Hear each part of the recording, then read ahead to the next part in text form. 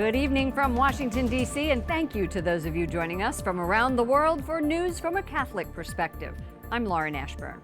President Donald Trump is sending his top diplomat and Homeland Security chief across the border to strengthen his ties with Mexico. The president's policies on immigration, border security, and construction of a wall have raised some tension, a high not seen in decades. Correspondent Wyatt Goolsbee reports from the White House. Wyatt.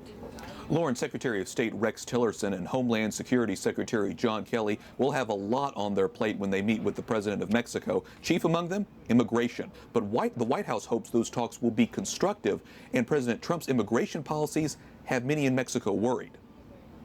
Armed with marching orders from President Trump, Secretary of State Rex Tillerson leaves the White House, heading to Mexico City. Tillerson and Homeland Security Secretary John Kelly will discuss border security and trade with the Mexican president, Enrique Peña Nieto. I think the relationship with Mexico is phenomenal right now, and I think there's an unbelievable and robust dialogue between our two nations. White House Press Secretary Sean Spicer optimistic the talks will bear fruit, but they come at a frosty time in America's relationship with Mexico.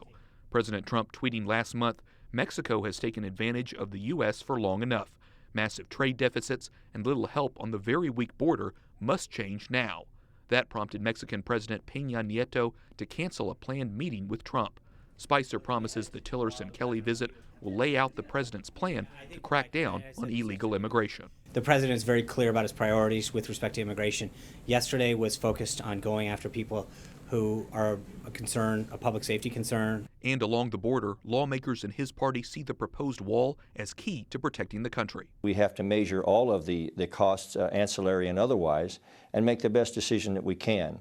But I can suggest to you that there are national security implications here for a porous border.